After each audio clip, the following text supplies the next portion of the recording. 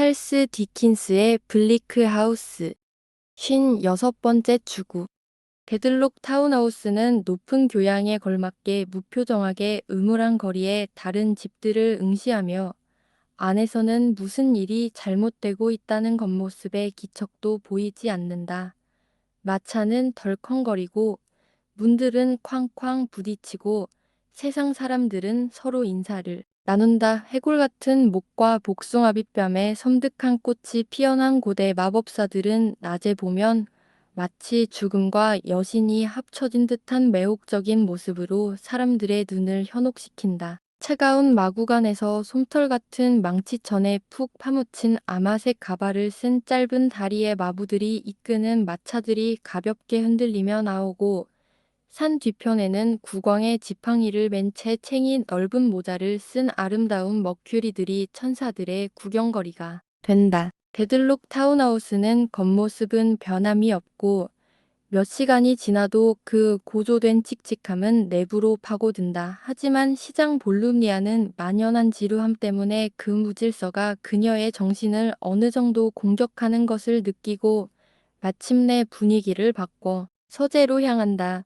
문을 살며시 두드려도 아무런 반응이 없자 그녀는 문을 열고 안을 들여다본다. 아무도 없는 것을 보고 그녀는 자리를 차지한다. 고대인들이 살았던 초목이 무성한 도시 바스에서 활기찬 데드록은 절박한 호기심에 자극받아 편리하든 불편하든 금빛 안경을 눈에 대고 온갖 종류의 사물을 들여다보곤 했다고 전해진다. 그녀는 친척의 편지와 서류 위를 새처럼 맴돌며 이 문서에는 짧게 또아대고 저 문서에는 고개를 옆으로 깜빡이며 호기심 많고 불안한 태도로 안경을 눈에 대고 테이블에서 테이블로 뛰어다닌다. 이러한 탐구 과정에서 그녀는 무언가에 걸려 넘어지고 안경을 그 방향으로 돌리자 친척이 쓰러진 나무처럼 땅에 쓰러져 있는 것을 본다. 볼루기아의 여완용 작은 비명은 이 놀라움으로 인해 상당히 현실감이 증폭되고 집은 금세 소란스러워진다. 하인들은 계단을 오르내리고 종소리는 요란하게 울리고 의사들은 불려나가고 데들록 부인은 사방을 뒤졌지만 찾을 수 없었다. 그녀가 마지막으로 초인종을 누른 이후로 아무도 그녀를 보거나 듣지 못했다.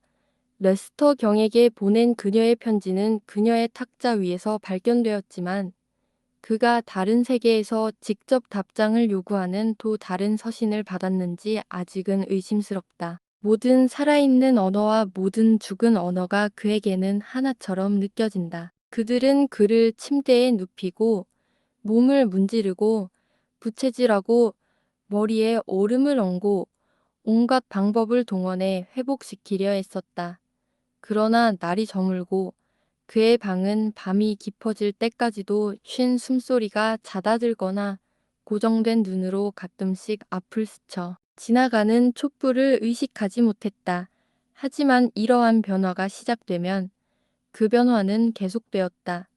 그는 점차 고개를 끄덕이거나 눈, 심지어 손까지 움직여 듣고 이해했다는 표시를 했다. 그는 오늘 아침 쓰러져 있었다.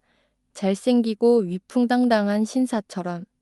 다소 허약해 보였지만 훌륭한 풍채에 얼굴은 훤칠했다. 그는 침대에 누워 있었다. 볼이 움푹 꺼진 노인은 마치 노쇠한 자신의 그림자 같았다. 그의 목소리는 풍부하고 부드러웠다.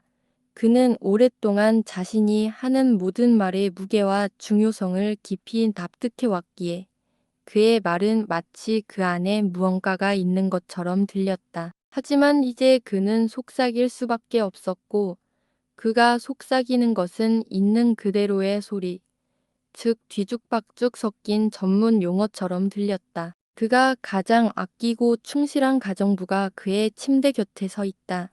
그가 처음으로 눈치챈 행동이었고 그는 분명 그 행동에서 즐거움을 느낀다. 말로 이해시키려 애썼지만 허사였고 결국 연필에게 손짓을 한다. 너무 무표정해서 처음에는 알아들을 수 없다. 그가 원하는 것을 알려주고 석판을 가져오는 것은 바로 그의 늙은 가정부다. 그는 잠시 멈춘 후 자신의 손이 아닌 다른 손으로 천천히 그 위에 체스니 월드 라고 낙서한다. 아니요. 그녀는 그에게 말했습니다. 그는 런던에 있습니다. 오늘 아침 도서관에서 병이 나셨습니다.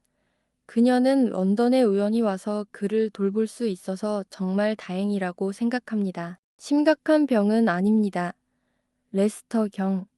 내일이면 훨씬 나으실 겁니다. 레스터 경. 모든 신사분들이 그렇게 말씀하시더군요. 그녀의 갸름한 얼굴에 눈물이 흘러내리며 이렇게 말했다. 그는 방을 둘러보고 의사들이 서 있는 침대 주변을 특히 주의 깊게 살펴본 후 부인이라고 썼습니다. 레스터 경. 부인께서는 당신이 병들기 전에 나가셨고 아직 병세도 모르십니다. 그는 다시 한번 몹시 불안한 마음으로 그 두 단어를 가리켰다. 모두 그를 조용히 시키려 했지만 그는 더욱 불안한 마음으로 다시 한번 가리켰다. 무슨 말을 해야 할지 몰라 서로를 바라보던 그들이 다시 한번 석판을 집어들고 부인, 제발 어디요? 라고 쓰며 어언하는 듯한 신음소리를 냈다. 그의 늙은 가정부가 그에게 데들록 부인의 편지를 건네주는 것이 나을 것이라고 생각했지만 그 내용은 아무도 알 수 없고 추측도 할 수 없었다. 그녀는 그에게 편지를 열어 보여주었다. 그는 애써 2번이나 읽었지만 눈에 띄지 않도록 덮어놓고 신음하며 누워 있었다. 그는 일종의 재발이나 기절 상태에 빠져 이 시간쯤 지나서야 눈을 뜨고 충실하고 애지중지하는 늙은 하인의 팔에 기대앉았다. 의사들은 그가 데들록 부인과 함께 있는 것이 가장 좋다는 것을 알고 있었고 그에게 적극적으로 관여하지 않을 때는 거리를 두었다. 석판이 다시 요청되었지만 쓰고 싶은 단어가 생각나지 않았다. 이때 그의 불안, 열망, 그리고 고통은 보기에 안타까웠다. 서둘러야 한다는 강박관념과 무엇을 해야 할지, 누구를 데려와야 할지 표현하려 애쓰는 무능력함에 미쳐버릴 것만 같았다. 그는 비라는 글자를 쓰고는 거기서 멈췄다. 갑자기 비참함이 극에 달한 그는 비 앞에 미스터를 두었다. 늙은 가정부가 버킷을 제안했다. 맙소사. 그의 의도는 바로 그것이었다. 버켓 씨는 약속을 잡고 아래층에 있는 것으로 확인되었습니다. 올라오시겠습니까? 레스터 경이 그를 만나고 싶어하는 간절한 바람이나 가정부를 제외한 모든 사람을 방에서 치워달라고 간청하는 마음을 오해할 가능성은 없습니다. 신속히 처리되고 버켓 씨가 나타납니다. 세상 모든 사람 중에서도 레스터 경은 이 사람에게만 전적으로 의지하고 신뢰하기에는 자신의 높은 지위에서 떨어진 것 같습니다. 레스터 데들록 경 준남장님, 이렇게 뵙게 되어 유감입니다. 기운 내시길 바랍니다. 가문의 공로를 생각하면 분명 기운 내실 겁니다. 레스터 경은 편지를 그의 손에 쥐고 읽는 동안 그의 얼굴을 두러지게 쳐다본다. 버켓 씨가 편지를 계속 읽어 내려가는 동안 그의 눈에 새로운 지성이 스며든다. 그는 손가락 끝으로 그 눈은 여전히 글자들을 흘어보며 레스터 데드록 경 준남장님 이해합니다. 라고 말한다. 레스터 경이 석판에 글을 쓴다. 완전한 용서. 찾아 버켓 씨가 손을 멈춘다. 레스터 데들록 경 준남장님 제가 그녀를 찾아드리겠습니다. 하지만 그녀를 찾는 일은 갑작스럽게 시작되어야 합니다. 단 한순간도 지체되어서는 안 됩니다. 그는 재빠른 생각으로 레스터 데드록 영이 테이블 위에 있는 작은 상자를 바라보는 모습을 따라간다. 이리 가져오시죠. 레스터 데드록 경 준남작 물론입니다. 여기 있는 이 열쇠들 중 하나로 여시죠? 물론입니다. 가장 작은 열쇠로요? 확실히 하기 위해서요. 지폐를 꺼내시겠습니까? 그럼 제가 세어볼까요? 곧 끝납니다. 20개에 30개를 더하면 50개, 20개에 70개, 50개에 120개, 40개에 160개. 경비로 가져가시겠습니까? 제가 할게요. 물론 계산도 해드리겠습니다. 돈을 아끼지 않으시겠습니까? 안 그럴 겁니다. 이 모든 주제에 대한 버켓 씨의 해석의 속도와 확실성은 거의 기적에 가깝습니다.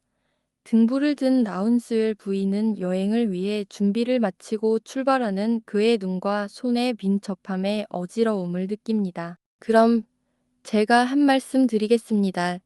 더 이상 걱정하실 필요 없습니다. 아들은 괜찮습니다. 자, 울지 마세요. 당신이 해야 할 일은 레스터 데들록 경을 돌보는 것인데 울음으로 그 일을 할 수는 없습니다. 아들은 괜찮습니다. 아들은 사랑하는 의무를 다하고 있고 당신도 마찬가지이기를 바랍니다. 아들은 병예롭게 제대했습니다. 그게 바로 아들의 모습입니다. 아들의 인품은 당신보다 더 나쁘게 평가받지 않습니다. 당신의 인품은 단정할 겁니다. 제 말을 믿으셔도 됩니다. 제가 당신 아들을 데려갔으니까요. 그때 아들도 아주 잘 지냈습니다.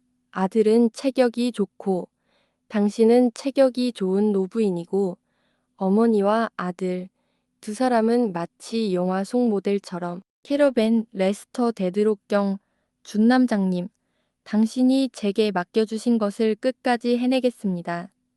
제가 길을 비켜서든 오른쪽이든 왼쪽이든 잠을 자든 씻든 면도를 하든 제가 찾는 것을 찾을 때까지는 두려워하지 않으시겠습니까? 모든 것을 친절하고 너그럽게 말씀해 주시겠습니까? 레스터 데드록경 준남장님, 그렇게 하겠습니다. 그리고 당신께 더 좋은 일이 있기를 기원합니다.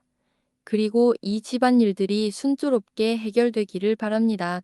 주님, 다른 많은 집안일들도 마찬가지로 세상 끝날까지 순조롭게 진행되었고 앞으로도 그럴 것입니다. 이렇게 말하고 버켓 씨는 단추를 단단히 잠근 채 조용히 나가며 도망자를 찾아 밤을 뚫고 나가듯 앞을 두러지게 바라보았다. 그의 첫 번째 단계는 데들록 부인의 방으로 가서 자신에게 도움이 될 만한 사소한 단서를 찾아 구석구석을 살펴보는 것입니다. 방들은 이제 어두컴컴합니다. 버켓 씨가 손에 밀랍등을 들고 머리 위로 들고 자신과는 너무나 다른, 기묘하게도 서로 어울리지 않는 수많은 섬세한 물건들을 머릿속으로 꼼꼼히 살펴보는 모습은 마치 하나의 광경을 보는 듯합니다. 그는 스스로를 가두는데 혈안이 되어 있기 때문에 아무도 보지 못하는 광경입니다. 이거 매콤한 침실이네. 버켓 씨가 말했다. 아침에 바람에 프랑스어 실력이 쑥쑥 늘어난 것 같았다. 돈이 꽤 들었겠네. 럼주로 만든 걸 잘라내야 하는데 정말 고생하셨을 거야. 그는 탁자 서랍을 열고 닫으며 상자와 보석 상자를 들여다보며 다양한 거울에 비친 자신의 모습을 보고 그것에 대해 교훈을 얻습니다. 제가 유행을 따라다니며 알맥스에 가려고 했던 것 같기도 해요. 버켓 씨가 말했다. 자신도 모르게 근위대에서 꽤 잘 나가는 것 같다는 생각이 들기 시작했어요. 그는 끊임없이 주위를 둘러보다가 안쪽 서랍 속 앙증맞은 작은 상자를 열었다. 그의 커다란 손이 장갑을 뒤집고 있는데 장갑은 너무 가볍고 부드러워서 거의 만질 수 없을 정도였다. 그러던 어느 날 하얀 손수건이 눈에 들어왔다. 자네를 좀 봐. 버켓 씨가 불을 끄며 말했다. 자네는 왜 혼자 있어야 하는 거지? 자네 동기는 뭐지? 자네는 그 아가씨의 소유물인가? 아니면 다른 누군가의 소유물인가? 어딘가에 자네의 흔적이 있는 건가? 그는 말하면서 그것을 찾아냈다. 에스더 서머슨. 오. 버켓 씨가 귀에 손가락을 대고 잠시 말을 멈추며 말했다. 가자. 내가 데려다 줄게. 그는 관찰을 계속했던 것처럼 조용하고 조심스럽게 마무리하고 다른 모든 것을 처음 발견했을 때와 똑같이 남겨둔 채 약 5분 후 미끄러지듯 떠나 거리로 나갑니다. 레스터 경의 방. 희미하게 불이 켜진 창문을 올려다보며 가장 가까운 마차 정류장으로 힘차게 달려가 돈을 주고 말을 골라 사격장으로 데려갑니다. 버켓 씨는 말에 대한 과학적 판단력을 주장하지는 않지만 그 종목의 주요 사건에 약간의 돈을 투자합니다. 그리고 말을 보면 알을 안다는 말로 자신의 지식을 요약합니다. 이번 경우에는 그의 지식에 문제가 없다. 위험한 속도로 돌 위를 덜컹거리며 달리면서도 한밤중 거리에서 스쳐 지나가는 모든 살금살금 움직이는 동물들, 심지어 사람들이 가거나 잠자리에 드는 위층 창문의 불빛들, 그리고 덜컹거리며 지나가는 모든 모퉁이들, 그리고 짙은 하늘과 눈이 얇게 쌓인 땅까지 생각에 잠긴 듯 예리한 눈을 기울인다. 어딘가에서 그를 도울 무언가가 나타날지도 모르기 때문이다.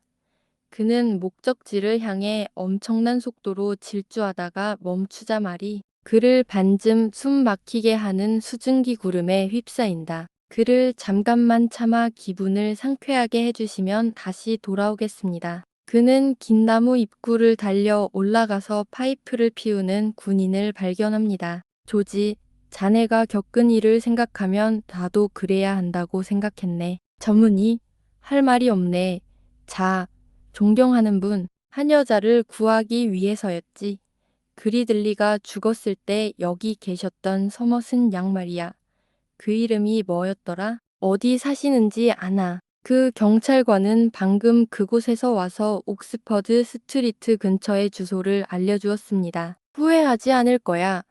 조지, 잘 자. 그는 필히 서리가 내린 불 옆에 앉아 입을 벌린 채 자신을 응시하는 것을 본 듯한 느낌과 함께 다시 달려가서 다시 증기 구름 속으로 빠져나간다. 집에서 위층에 있는 유일한 사람인 자엔다이스 씨는 막 잠자리에 들려고 하는데 초인종이 빠르게 울리는 소리를 듣고 책에서 일어나 드레싱 가운을 입은 채 문으로 내려온다. 놀라지 마십시오.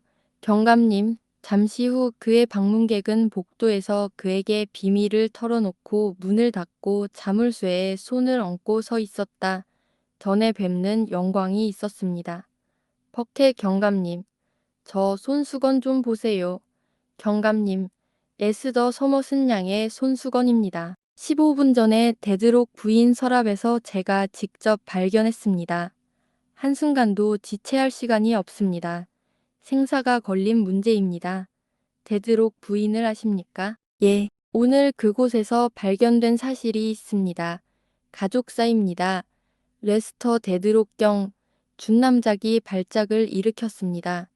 뇌졸중인지 마비인지 알 수 없는 상태였죠. 그래서 귀중한 시간을 허비했습니다. 데드록 부인이 오늘 오후 실종되어 그에게 편지를 남겼는데 상태가 안 좋아 보입니다. 자세히 살펴보세요.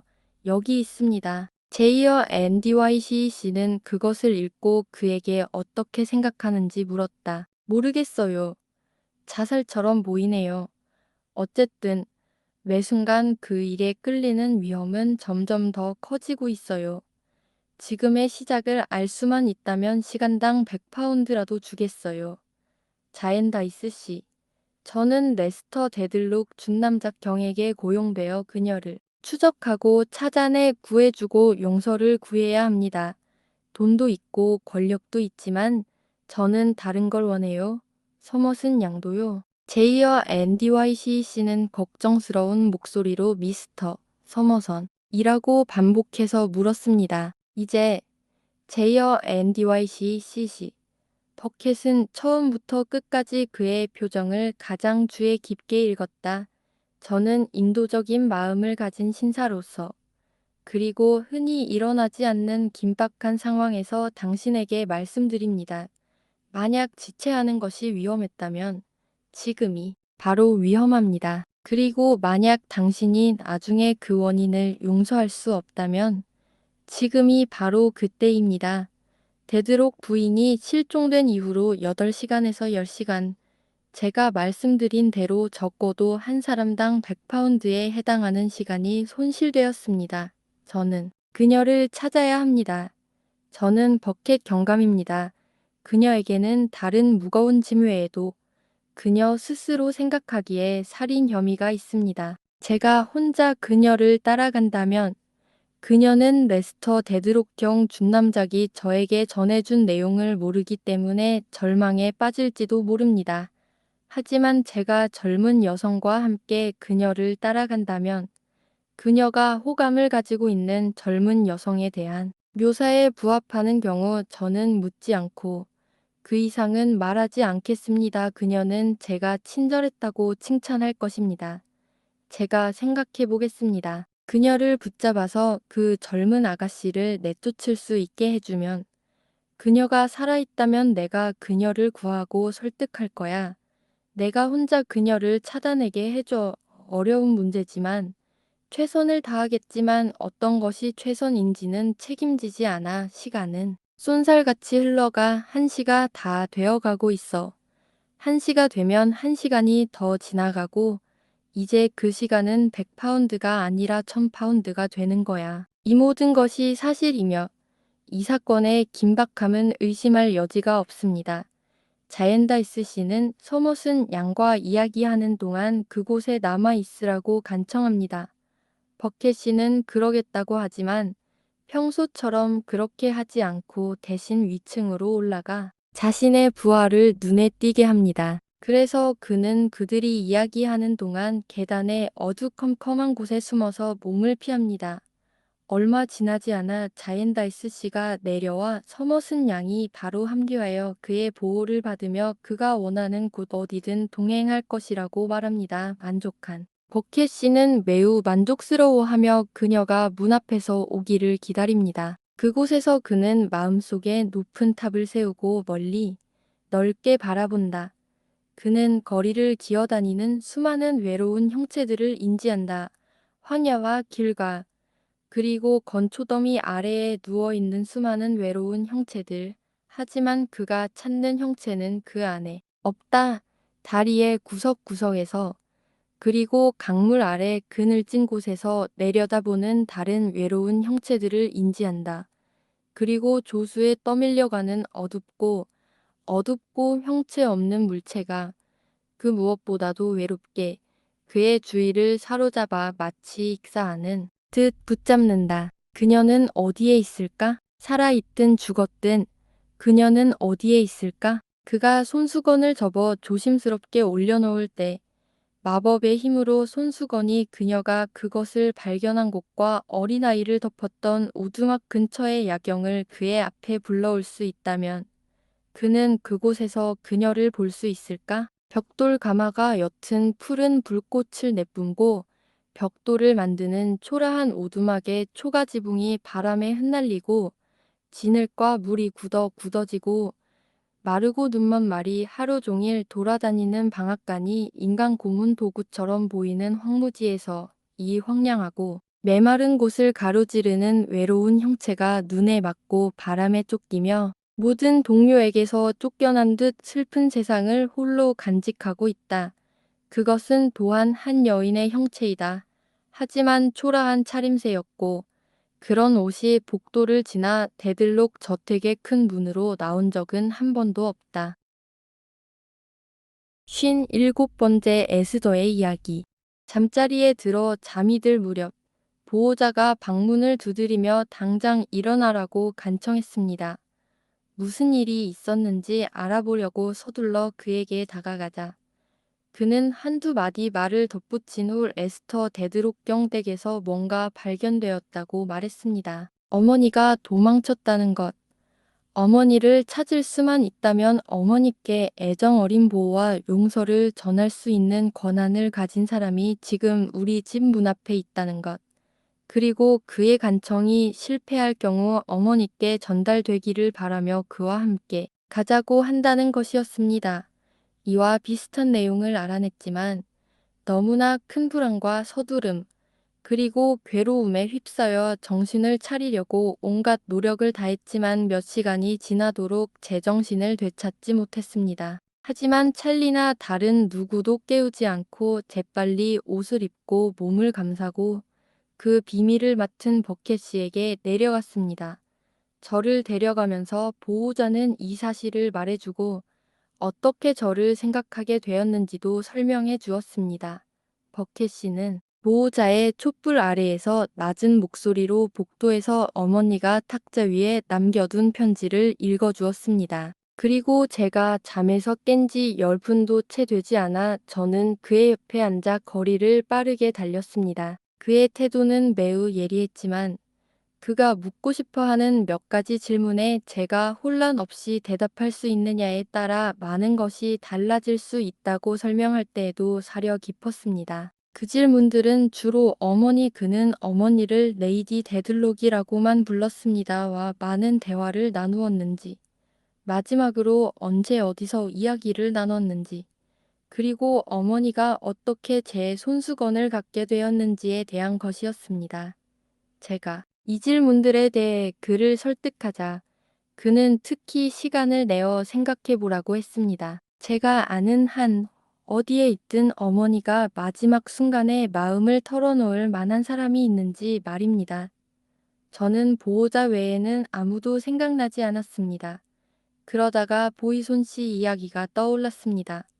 어머니의 이름을 언급하던 그의 옛날 기사도적인 태도와 보호자가 어머니의 여동생과의 약혼, 그리고 어머니의 불행한 이야기와 무의식적으로 연관되어 있다는 사실을 알려준 것과 관련이 있는 것 같았습니다. 우리가 이 대화를 나누는 동안 제 동행자는 서로의 말을 더 잘 들을 수 있도록 운전사를 멈춰 세웠습니다. 그는 다시 운전을 하라고 하면서 잠시 생각한 후 어떻게 할지 결정했다고 말했습니다. 그는 기꺼이 자신의 계획을 말해주려고 했지만 저는 그 계획을 이해할 만큼 명확하게 이해하지 못했습니다. 숙소에서 그리 멀리 운전하지 않았을 때 우리는 뒷골목에 있는 휘발유 불빛이 환하게 켜진 공공장소에 멈춰 섰습니다. 버켓 씨가 저를 안으로 데려가 환한 벽난로 옆 알랑의자에 앉았습니다. 벽에 걸린 시계를 보니 벌써 1시가 넘었습니다.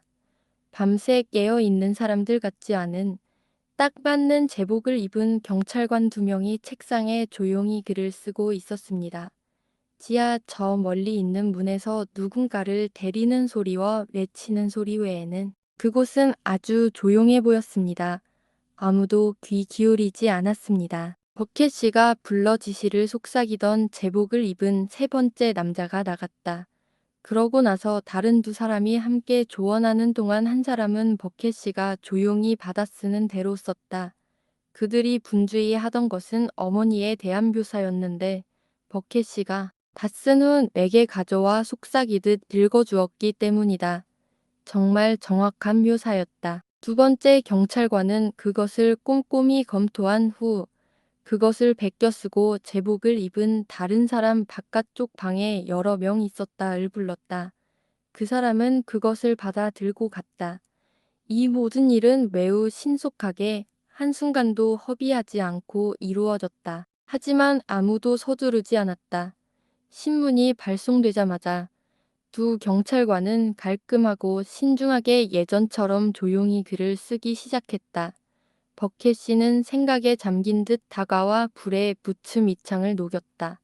처음에는 한쪽, 그리고 나중에는 다른 쪽을. 서머슨 양, 옷 잘 입으셨어요. 그가 내 눈과 눈을 마주치며 물었다.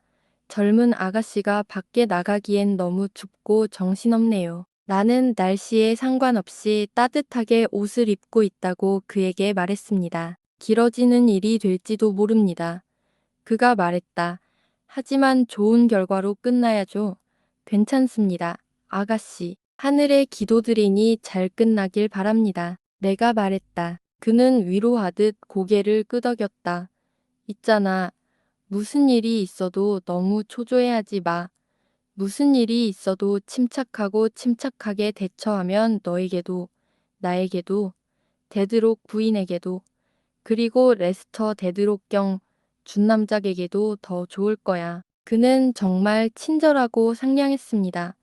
불 앞에 서서 부츠를 데우고 검지로 얼굴을 문지르는 모습을 보니 그의 총명함에 왠지 모르게 신뢰가 생겨 안심이 되었습니다. 밖에서 말발굽 소리와 바퀴 소리가 들린 건 아직 2시 15분도 채 되지 않았을 때였습니다. 자, 서머슨 양. 그가 말했습니다. 어서 가시죠. 그는 제게 팔짱을 꼈고 두 경찰관은 정중하게 저를 내보냈습니다. 그리고 문 앞에는 마차 한 대와 마부말들이 끄는 페이톤이나 마차 한 대가 있었습니다. 버켓 씨는 저를 안으로 들여보내고 자기 자리에 앉았습니다. 그가 마차를 가져오라고 보낸 제복 입은 남자는 그의 요청에 따라 등불을 건네주었고 마부에게 몇 가지 지시를 내린 후 우리는 덜컹거리며 출발했습니다. 꿈이 아닌지 전혀 확신할 수 없었다. 우리는 미궁처럼 얽힌 거리를 엄청난 속도로 질주하여 곧 우리가 어디에 있는지 전혀 알 수 없었다. 강을 여러 번 건넜고 여전히 부두와 분지, 높은 창고 더미, 회전교, 그리고 배의 돛대가 교차하는 좁은 길이 있는 낮고 물가의 빽빽한 동네를 지나고 있는 것 같았다. 마침내 우리는 미끈미끈한 작은 구불구불한 길모퉁기에 멈춰섰다. 강에서 불어오는 바람이 그곳을 정화시키지는 못했다. 나는 등불 불빛 아래 동료가 경찰과 선원을 섞은 것처럼 보이는 몇몇 사람들과 이야기를 나누고 있는 것을 보았다. 그들이 서 있는 무너져가는 담벼락에는 익사한 채 발견됨이라는 글씨가 적힌 전단이 있었다. 이 전단과 견인선에 대한 비문이 그곳 방문 당시에 드리웠던 끔찍한 의심을 불러일으켰다. 수색에 어려움을 더하거나 희망을 줄이거나 수색의 지연을 늘리려는 어떤 감정에 휘둘려 그곳에 있는 것이 아니라는 사실을 굳이 상기시킬 필요는 없었다. 나는 조용히 있었지만 그 끔찍한 곳에서 겪었던 고통은 결코 잊을 수 없었다. 그럼에도 불구하고 그것은 마치 꿈의 공포와 같았다. 아직 검고 진흙투성이인 길고 축축한 부츠와 그와 비슷한 모자를 쓴 남자가 배에서 불려 나와 버켓 씨와 속삭였다. 버켓 씨는 마치 그가 보여줘야 할 비밀스러운 무언가를 보기라도 하듯 미끄러운 계단을 따라 그와 함께 걸어갔다. 그들은 젖은 무언가를 뒤집은 후 코트에 손을 닦으며 돌아왔다. 하지만 다행히 내가 두려워했던 것은 아니었다. 좀 더 이야기를 나눈 후 버켓 씨 모두가 그를 알고 따르는 듯했다는 다른 사람들과 함께 문으로 들어가 나를 마차에 남겨두고 마부는 말 옆을 왔다 갔다 하며 몸을 녹였다. 조수 소리로 미루어 보아 조수가 들어오고 있었고 골목 끝에서 조수가 부서지면 알을 향해 살짝 밀려오는 소리가 들렸다. 조수는 그런 적이 없었다. 기껏해야 15분. 아니 그보다 더 짧은 시간 동안 수백 번이나 밀려온 것 같았다. 하지만 어머니가 말발굽에 쓰러질지도 모른다는 생각이 스쳤다. 버켓 씨가 다시 나와 다른 사람들에게 경계하라고 당부하며 랜턴을 어둡게 하고 다시 자리에 앉았다. 서머슨 양, 우리가 여기 내려온다고 놀라지 마세요. 그가 나를 돌아보며 말했다. 저는 모든 것을 제대로 갖추고 제가 직접 관리해서 제대로 되어 있는지 확인하고 싶을 뿐입니다. 어서 가세요. 저문이 우리는 왔던 길을 되돌아가는 듯했다. 불안한 마음으로 어떤 특별한 물체를 발견한 것은 아니었지만 거리의 전반적인 분위기로 미루어 보아 그랬다. 다른 사무실이나 역에 잠시 들렀다가 다시 강을 건넜다. 이 시간 내내 그리고 수색 내내 상자에 몸을 감싼 내 동행자는 단 한순간도 경계를 늦추지 않았다. 하지만 다리를 건널 때는 어쩌면 전보다 더 경계하는 듯했다. 그는 난간 너머를 내려다보려고 일어서더니 내려서서 우리 옆을 스쳐 지나가는 그림자 같은 여인을 따라갔다. 그는 깊고 검은 무릉덩리를 응시했는데 그 표정은 내 심장을 꼼짝 못하게 했다. 강은 무섭게 보였다. 흐리고 비밀스러웠으며 해안의 낮고 평평한 선들 사이로 빠르게 기어가고 있었다. 실체와 그림자가 뒤섞인 불분명하고 무시무시한 형체들로 가득 차 있었다. 죽음과도 같고 신비로웠다. 그 이후로 햇빛과 달빛 아래서 강을 여러 번 보았지만 그 여정의 인상에서 결코 자유로울 수 없었다. 내 기억 속에는 다리 위의 불빛이 항상 희미하게 타오르고 차가운 바람이 우리가 지나가는 노숙자, 여자 주위를 휘몰아치고 단조로운 바퀴가 계속 돌아가고 마차의 등불이 반사되어 희미하게 나를 바라보고 있다. 무서운 물속에서 얼굴이 쏟아오르는 모습이다. 텅 빈 거리를 덜컹거리며 달려 마침내 우리는 포장도로에서 어둡고 매끄러운 길로 들어섰고 집들을 뒤로 한 채 출발했습니다. 잠시 후 세인트 올번스로 가는 익숙한 길이 보였습니다. 바넷에 도착했을 때 우리를 위해 새말들이 준비되어 있었고 우리는 말을 갈아타고 계속 나아갔습니다. 날씨는 정말 추웠고 넓은 들판은 하얗게 눈으로 뒤덮여 있었지만 아직 내리는 눈은 없었습니다. 서머슨 양, 이 길은 당신이 오랫동안 알고 지내던 길이군요. 버켓씨가 쾌활하게 말했다. 그래요. 내가 대답했다. 뭔가 정보를 얻었나요? 아직은 확실히 말할 수 없지만 아직은 시기상조입니다. 하고 그는 대답했습니다. 그는 등불이 있는 모든 늦은 시간이나 이른 시간 술집에 들렀습니다. 그 당시에는 적지 않은 술집이 있었는데 그 길은 가축 몰리꾼들이 자주 드나들던 길이었기 때문입니다. 그리고 유료도로 관리인들과 이야기를 나누려고 내려갔습니다. 그가 술을 주문하고 돈을 받고 어디서나 기분 좋게 떠드는 소리를 들었습니다. 하지만 그가 다시 매표소에 앉을 때마다 그의 얼굴은 다시 경계하는 듯한 차분한 표정으로 바뀌었고 마부에게 항상 똑같은 사무적인 어조로 어서 타세요. 예, 라고 말했습니다. 이 모든 정지 중에 우리가 세인트 올번스에 도착하기까지 아직 몇 마일 남았을 때 그는 이 집들 중 하나에서 나와서 나에게 차 한 잔을 건네주었습니다. 마셔요. 서머슨 양. 몸에 좋을 거예요. 이제 점점 더 취해가는 것 같죠. 나는 그에게 고마움을 표하고 그럴 것을 바란다고 말했다. 처음엔 정말 깜짝 놀랐잖아요. 그가 대답했다. 맙소사, 당연하지. 큰 소리 내지 마. 얘야, 괜찮아.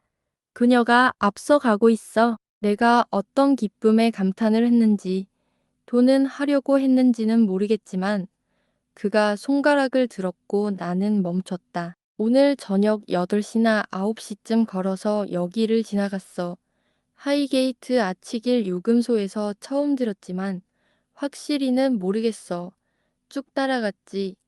여기저기서 데려왔다가 또 내려줬지. 하지만 지금은 우리 앞에 안전하게 있어. 이 컵과 받침을 잡아. 마부, 자, 혹시 버터 장사하는데 익숙하지 않다면 다른 손으로 반 크라운을 잡을 수 있는지 잘 봐.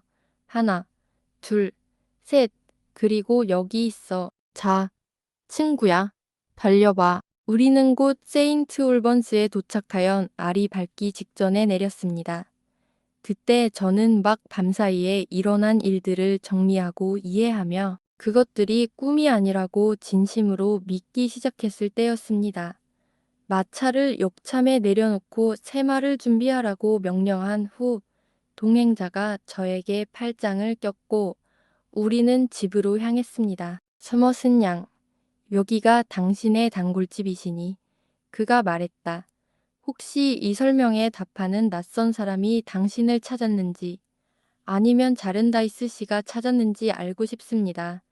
기대는 크지 않지만 혹시 찾았을지도 모르죠. 우리가 언덕을 오르자 그는 날카로운 눈으로 주변을 둘러보았습니다. 이젠 날이 밝아오고 있었고 내가 기억할 만한 어느 날 밤 내 작은 하인과 그가 터피라고 부르는 불쌍한 조와 함께 언덕을 내려왔다는 것을 상기시켜 주었습니다. 나는 그가 어떻게 그것을 알았는지 궁금했다. 저기 길에서 어떤 남자를 지나쳤을 때 알죠. 버키 씨가 말했다. 네, 저도 그걸 아주 잘 기억하고 있었습니다. 그게 바로 나였어요. 버켓 씨가 말했다. 내가 놀란 것을 보고 그는 말을 이었다. 그날 오후에 마차를 타고 그 아이를 돌보러 내려갔어요. 당신이 직접 아이를 돌보러 나왔을 때 제 바퀴 소리를 들었을지도 몰라요. 제가 말을 몰고 내려올 때 당신과 당신의 어린 하녀가 올라가는 걸 알고 있었거든요. 마을에서 그 아이에 대해 한두 번 물어보니 그 아이가 어떤 무리와 함께 있는지 벽돌밭 사이로 아이를 찾으러 오다가 당신이 그 아이를 여기로 데려오는 걸 봤어요. 그가 무슨 범죄를 저질렀나요? 내가 물었다. 그에게 혐의가 있는 건 아니었습니다. 버켓 씨가 차갑게 모자를 벗으며 말했다. 하지만 그가 지나치게 까다롭지는 않았던 것 같습니다. 아닙니다.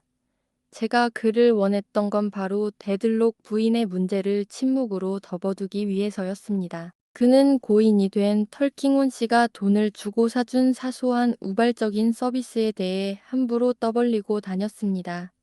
그런 장난을 치는 건 어떤 대가를 치르더라도 용납할 수 없었습니다. 그래서 런던에서 나가라고 경고한 후 오후 내내 시간을 들여 그가 런던을 떠났으니 더 멀리 가서 다시 돌아오지 못하도록 감시하라고 경고했습니다. 불쌍한 녀석, 내가 말했다. 충분히 가난하고 충분히 문제도 많고 런던이나 다른 어느 곳에서도 멀리 떨어져 있어서 아주 잘 지내고 있습니다. 그가 당신네 가게에 끌려가는 걸 보고는 늘 등을 돌렸습니다. 장담하는데 나는 그에게 이유를 물었다. 왜 그러시죠? 여보, 버켓 씨가 말했다. 당연히 그의 혀는 끝이 없었을 겁니다. 1야드 반 정도밖에 못하고 그 위에 남은 게 있는 거나 마찬가지였을 겁니다. 지금 이 대화를 기억하지만 당시 내 머리는 혼란스러웠고 주의력으로는 그가 이런 세부 사항들을 말하는 것이 내 관심을 돌리기 위한 것이라는 것을 이해하는 데 그쳤다.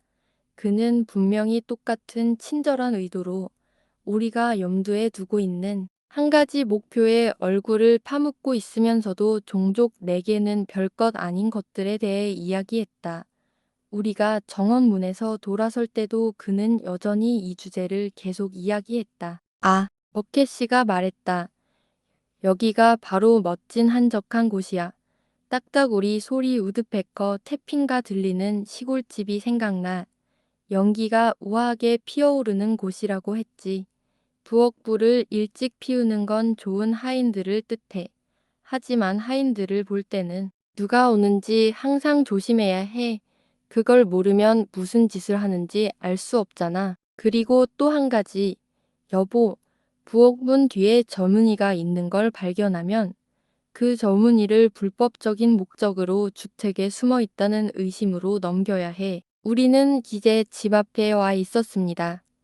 그는 창문으로 눈을 들어 자갈 위에 발자국이 있는지 주의 깊게 자세히 살폈습니다. 서머슨 양, 그 나이 드신 젊은 신사분이 여기 방문하실 때는 보통 같은 방에 묵으시는 겁니까? 그는 스킨폴 씨의 평소방을 흘끗 보며 물었다. 스킨폴 씨를 아시죠? 내가 말했다. 그를 뭐라고 부르죠? 버켓 씨가 귀를 숙이며 대답했다. 스킨폴인가요? 이름이 뭘까 종종 궁금했는데 스킨폴, 존도 아니고 제이콥도 아닌데 헤럴드. 내가 그에게 말했다. 헤럴드. 그래, 헤럴드. 참 이상한 새구나. 버켓 씨가 나를 빤히 쳐다보며 말했다. 그는 독특한 인물이에요. 내가 말했다. 돈에 대해선 전혀 모르죠. 버켓 씨가 말했다.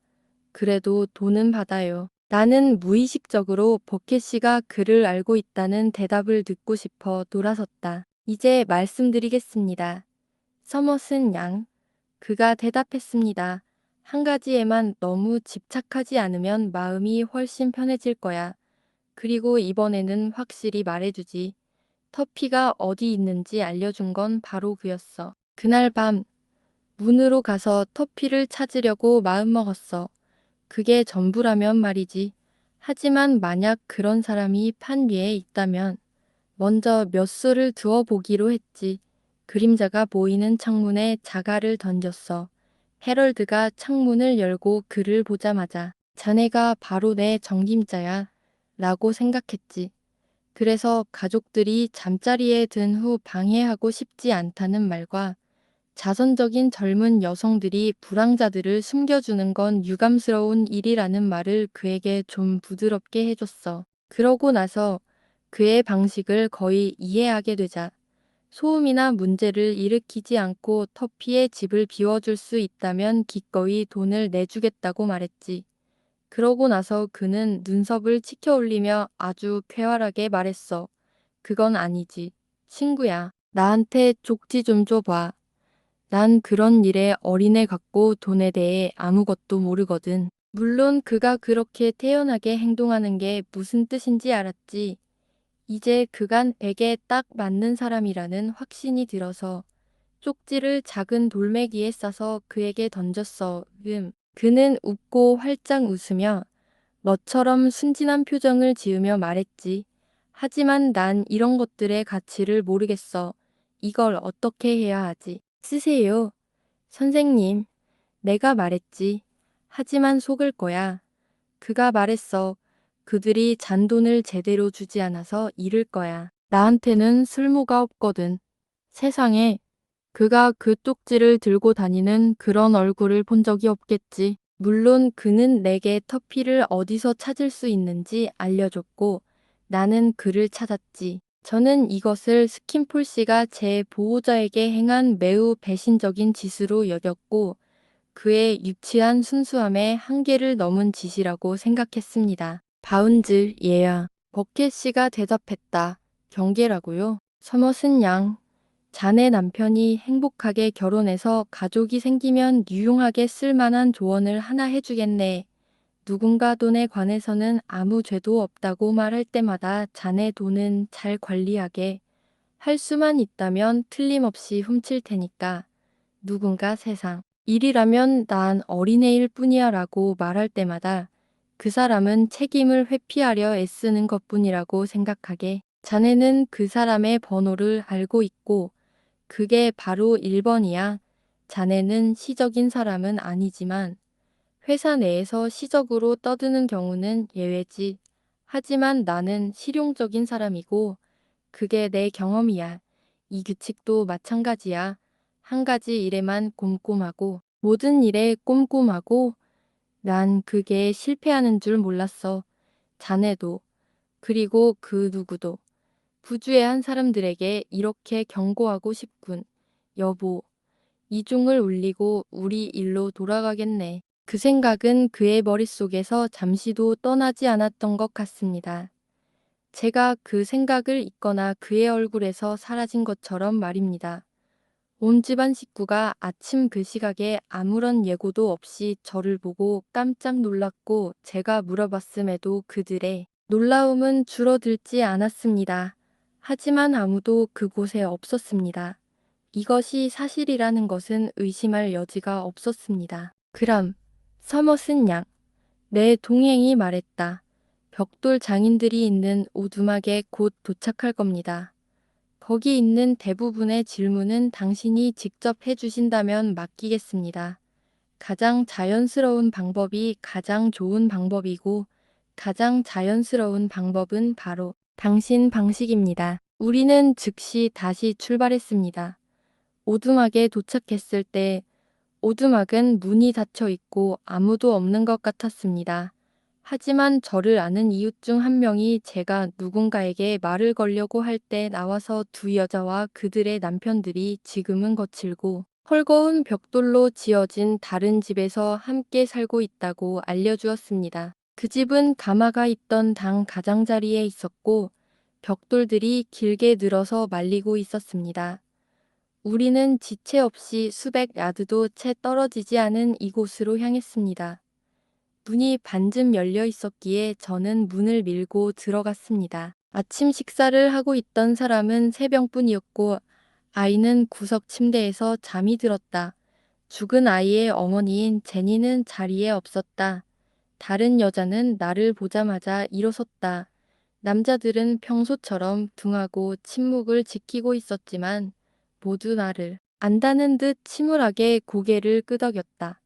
버켓 씨가 나를 따라 들어오자 두 사람 사이에 눈빛이 오갔는데 나는 그 여자가 버켓 씨를 아는 것 같아 놀랐다. 물론 들어가도 되냐고 물었습니다. 리즈 내가 아는 유일한 이름가 일어나서 자기 자리를 내주려고 했지만 나는 불옆 의자에 앉았고 버켓 씨는 침대 한쪽 구석에 앉았습니다. 이제 말을 해야 하는데 낯선 사람들 사이에 있으니 마음이 조급해지고 어지러웠습니다. 말을 시작하기가 너무 힘들었고 울음이 터져 나오지 않을 수 없었습니다. 리즈, 내가 말했다. 나는 밤과 눈 속에서 먼 길을 와서 한 여인을 찾으러 왔어요. 여기 누가 왔었는지 아시죠? 버켓 씨가 차분하고 달래는 듯한 표정으로 일행 전체를 향해 말을 건넸다. 그 아가씨가 말하는 그 아가씨예요. 어젯밤 여기 계셨던 그 아가씨 말이에요. 여기에 누가 있다고 누가 말했어요. 제니의 남편이 물었습니다. 그는 식사를 하던 중 무뚝뚝하게 멈춰서서 그의 말을 듣고는 이제 눈으로 그를 흘어보았습니다. 마이클 잭슨이라는 이름의 사람인데 진주족의 단추가 두 줄 달린 파란색 12인치 조끼를 입고 있습니다. 버켓 씨가 즉시 대답했습니다. 그가 누구이든 간에 그는 자기 일에만 신경을 쓰는군요. 그 남자가 으르렁거렸다. 그는 실직한 것 같아요. 버켓 씨는 마이클 잭슨을 대신해 사과하듯 말했다. 그래서 말을 하게 됐죠. 여자는 의자에 앉지 않고 부러진 등받이에 손을 얹은 채 비틀거리며 서서 알을 바라보고 있었다. 감히 그랬다면 은밀하게 나에게 말을 걸었을 거라고 생각했다. 그녀가 여전히 불안한 표정을 짓고 있을 때 한 손에는 빵 한 덩어리와 기른, 다른 한 손에는 접이식 칼을 들고 식사를 하던 남편이 칼자루를 테이블에 세게 내리치며 어쨌든 자기 일에만 신경 쓰고 앉으라고 맹세하는 듯한 말투로 그녀에게 말했다. 제니를 정말 만나고 싶었어요. 내가 말했다. 제니라면 분명 그 여자에 대해 할 수 있는 모든 걸 말해줬을 거예요. 제가 정말 간절히 찾고 있는 그 여자를 얼마나 간절히 만나고 싶은지 상상도 못할 거예요. 제니가 곧 올까요? 어디 계시죠? 여자는 대답하고 싶은 마음이 간절했지만 남자는 또 다른 맹세를 한 듯 무거운 붓으로 그녀의 발을 걷어찼다. 그는 제니의 남편에게 자기가 하고 싶은 말을 하라고 맡겼고 끈질긴 침묵 끝에 남편은 덥수룩한 머리를 내게로 돌렸다. 아가씨, 전에도 말씀하셨듯이 신사분들이 제 집에 오시는 건 별로 좋아하지 않습니다. 저는 그분들의 자리를 내버려 두는데 그분들은 제 자리는 내버려 두지 않으시는 게 이상하네요. 제가 그분들을 방문한다면 꽤 멋진 일이 벌어질 것 같아요. 하지만 당신에 대해서는 불평하기보다는 다른 사람들에 대해 불평하고 싶습니다. 오소리처럼 끌려가지 않을 거라는 건 미리 말씀드리지만 정중하게 답변해 드리겠습니다. 제니가 곧 여기 올까요? 아니, 안 올 겁니다. 어디 계세요? 룬눈으로 가셨대요. 그녀가 어젯밤에 갔나요? 내가 물었다. 어젯밤에 갔어. 아, 어젯밤에 갔었지.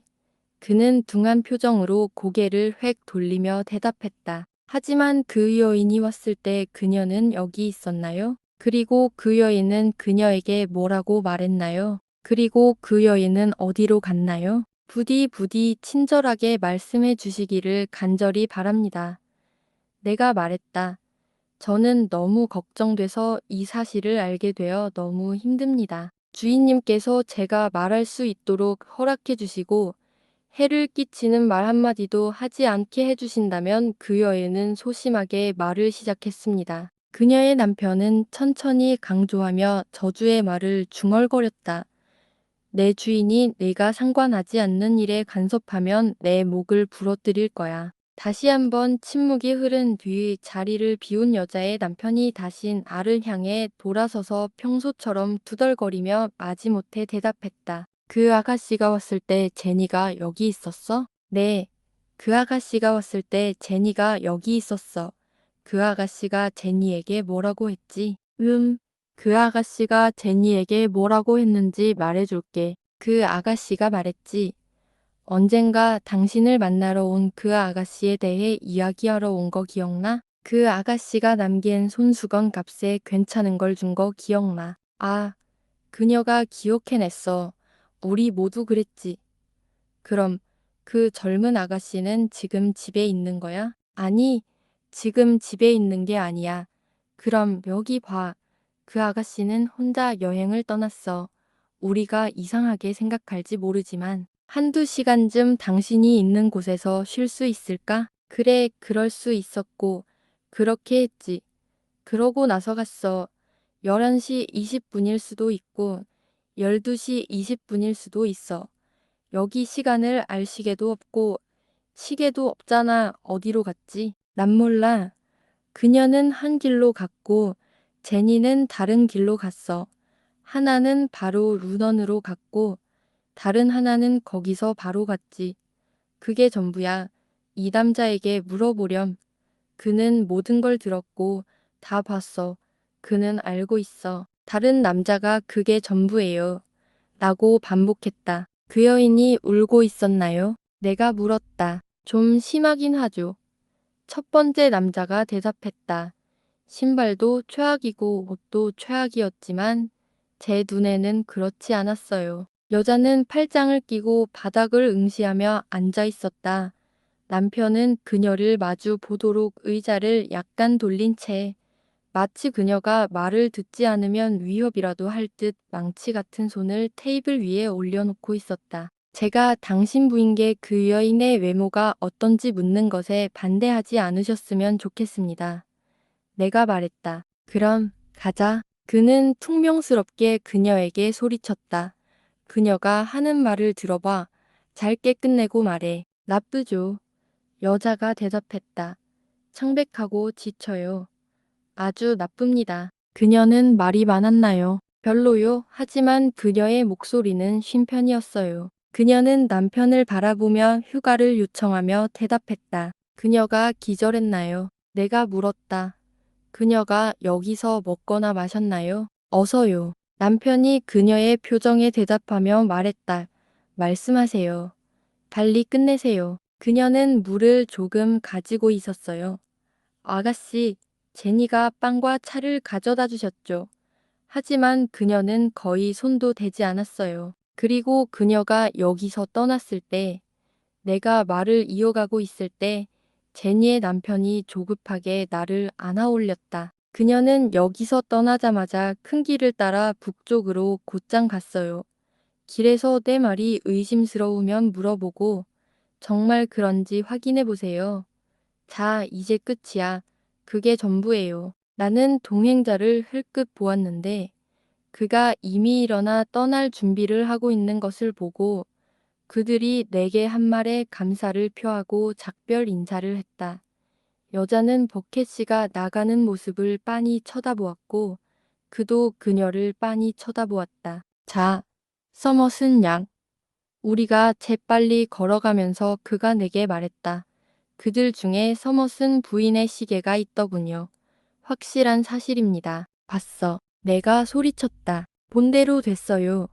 그가 대답했다. 그럼 왜 20분 지났다고 시계가 없다고 떠들어대죠? 20분이라고요. 보통 그렇게까지 시간을 세세하게 재진 않잖아요. 30분까지 가면 자기 마음대로 하는 거예요. 아시다시피 그 시계는 부인이 준 거거나 아니면 부인이 가져간 거거나 둘 중 하나예요. 부인이 준 것 같은데 그럼 왜 줘야 하냐고요? 왜 줘야 하냐고요? 우리가 서둘러 가는 동안 그는 이 질문을 여러 번 반복하며 마음속에 떠오른 다양한 답 사이에서 균형을 잡는 듯했다. 시간을 아낄 수 있다면 버켓 씨가 말했다. 이번 사건에서 유일하게 아낄 수 없는 것이 바로 시간이죠. 그 여자에게서 시간을 끌어낼 수도 있겠지만 지금 상황에서는 믿기 어려울 만큼 기회입니다. 그들은 그녀를 이주시하고 있고 머리부터 발끝까지 맞고 발길질당하고 흉터투성이가 된 그녀 같은 불쌍한 존재가 좋을 때나 나쁠 때나 자신을 괴롭히는 남편 곁을 지킬 거라는 건 바보라도 알죠. 뭔가 숨겨둔 게 있는 것 같아요. 하지만 그 여자에게서 우리가 본 게 너무 안타깝네요. 나는 그것을 몹시 후회했다. 왜냐하면 그녀는 매우 감사해했고 나는 그녀가 내 간청을 거부하지 않았을 것이라고 확신했기 때문이다. 서머슨 양, 그럴 수도 있겠네요. 버켓 씨가 곰곰이 생각하며 말했다. 부인께서 런던으로 보내 당신에게 전할 말을 전하게 하셨을 수도 있고, 남편이 시계를 얻어서 그녀를 풀어주었을 수도 있습니다.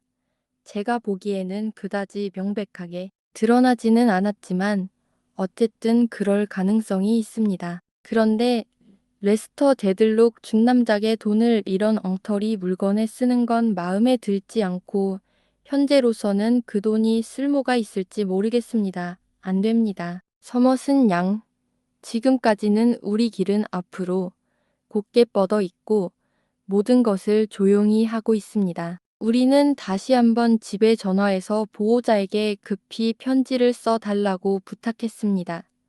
그리고 마차를 세워두었던 곳으로 서둘러 돌아갔습니다.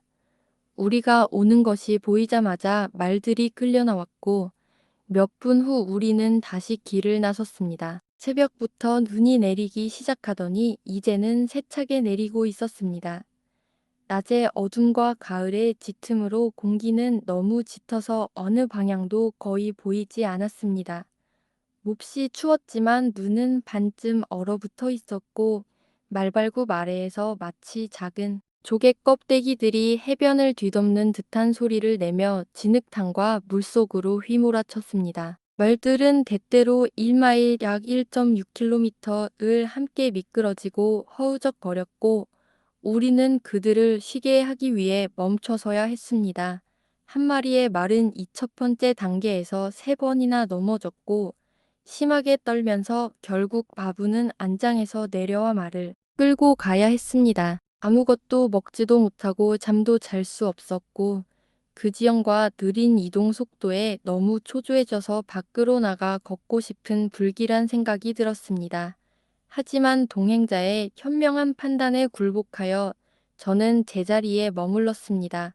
그동안 그는 자신이 하는 일에 대한 즐거움으로 활력을 유지하며 우리가 가는 집마다 들렀습니다. 전에는 한 번도 본 적이 없는 사람들에게 마치 오랜 지인인 것처럼 말을 걸고 보이는 불마다 뛰어들어 몸을 녹이고 술집과 수도꼭지마다 가서 이야기하고 마시고 악수하고 모든 마부, 수레바퀴 제작자, 대장장리, 통행료 징수원과 친절하게 대했습니다. 그러면서도 시간을 허비하는 기색은 전혀 보이지 않았고 항상 경계심이 많고 침착한 얼굴로 어석 친구 라고 사무적으로 말하며 다시 매표소로 올라갔습니다. 다음에 말을 갈아탈 때 그는 마구간에서 나왔는데 그의 몸은 젖은 눈으로 뒤덮여 있었고 떨어졌다.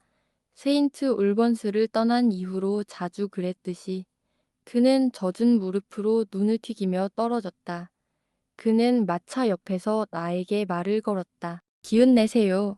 서머슨 양. 그녀가 여기 온 건 분명 사실이에요. 지금쯤이면 드레스가 틀림없을 거예요. 그리고 그 드레스는 여기서도 보였어요. 아직도 걸어서 가는 거야. 내가 말했다. 아직 걸어가고 있어요. 당신이 언급한 그 신사분이 그녀가 노리는 곳인 것 같은데 그런데도 그분이 그녀 고향에 사는 건 마음에 안 들어요. 제가 아는 게 너무 없어요. 내가 말했다. 이 근처에 제가 들어본 적 없는 다른 사람이 있을지도 몰라요. 맞아. 하지만 무슨 일이 있어도 울지 마. 예약. 그리고 내가 도울 수 있는 것 이상으로 걱정하지. 어서.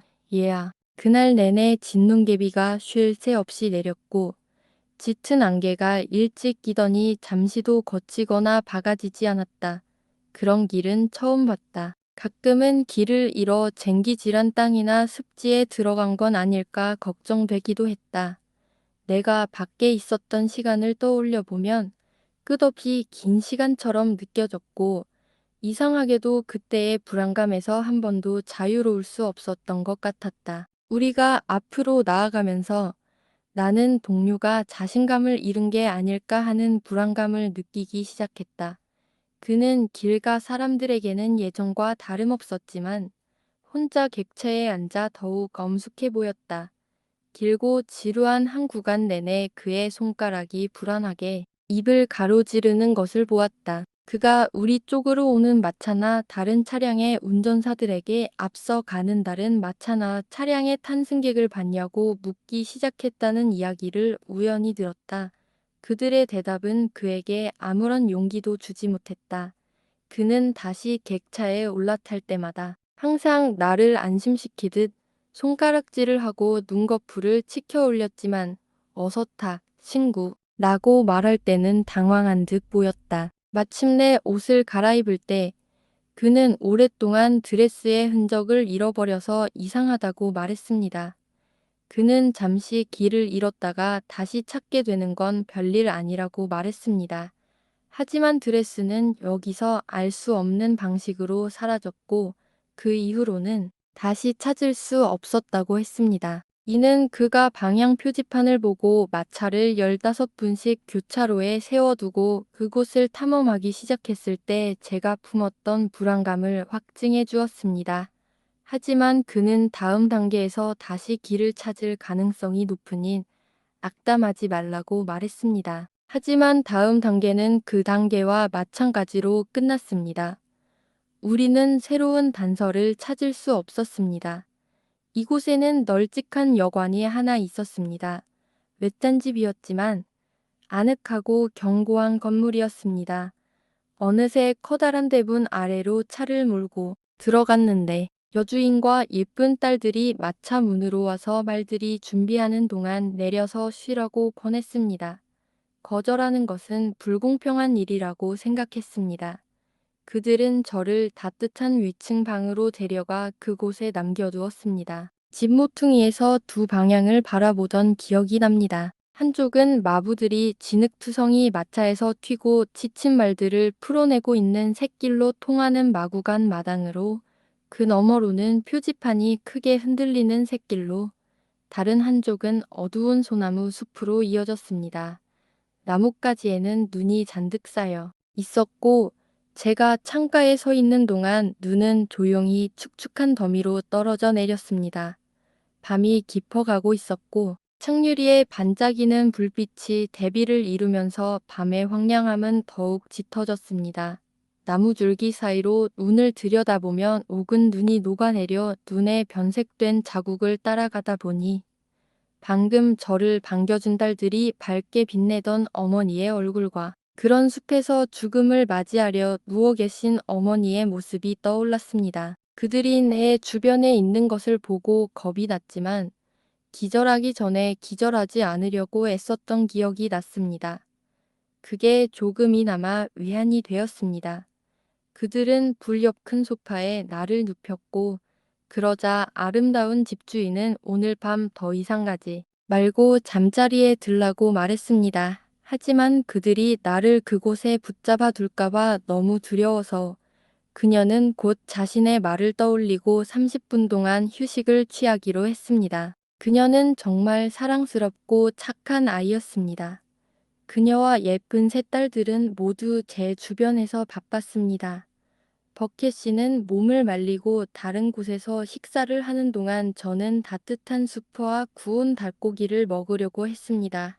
하지만 곧 벽난로 옆에 아늑한 둥근 식탁이 차려져 있어서 그들을 실망시키고 싶지 않았지만 그럴 수는 없었습니다. 그래도 토스트와 따뜻한 네거스 흑인 든 먹을 수 있었습니다. 그 간식이 정말 맛있었기에 어느 정도 보상이 되었습니다. 정확히 30분 만에 마차가 정각에 정차하여 관문 아래로 덜컹거리며 들어왔습니다. 그들은 저를 내려주었습니다. 따뜻하고 상쾌하며 친절의 위로를 받은 저는 그들에게 더 이상 기절하지 않을 거라고 안심했습니다. 제가 마차에 올라 모두에게 감사 인사를 건넨 후 19살의 꽃다운 소녀인 막내딸이 마차 계단에 올라와 손을 뻗어 제게 입을 맞췄습니다. 그 이후로는 그녀를 다시 본 적이 없지만 지금도 그녀는 제 친구로 기억합니다. 불과 빛이 들어오는 투명한 창문은 바깥의 차가운 어둠 속에서 너무나 밝고 따뜻해 보였지만 곧 사라졌고 우리는 다시 흩날리는 눈을 부수고 휘젓기 시작했습니다. 우리는 힘겹게 계속 나아갔지만 음침한 길은 전보다 훨씬 나빴고 거리는 9마일밖에 되지 않았습니다. 담배꽁초에서 담배를 피우던 제 동행자는 지난번 여관에서 그가 커다란 불 옆에 편안하게 담배 연기를 피우며 서 있는 것을 보고 그렇게 해달라고 애원했던 적이 있었습니다. 사람이 사는 곳이나 사람이 사는 곳에 다 다르면 언제나처럼 경계하며 재빨리 위아래로 움직였습니다. 그는 마차에 등잔이 달려 있었기에 그가 애지중지하는 듯 작은 등불을 켜두었고 가끔씩 제게 등을 돌려 제가 잘 지내는지 확인했습니다. 마차 머리에는 접이식 창문이 있었지만 저는 그것을 닫지 않았습니다.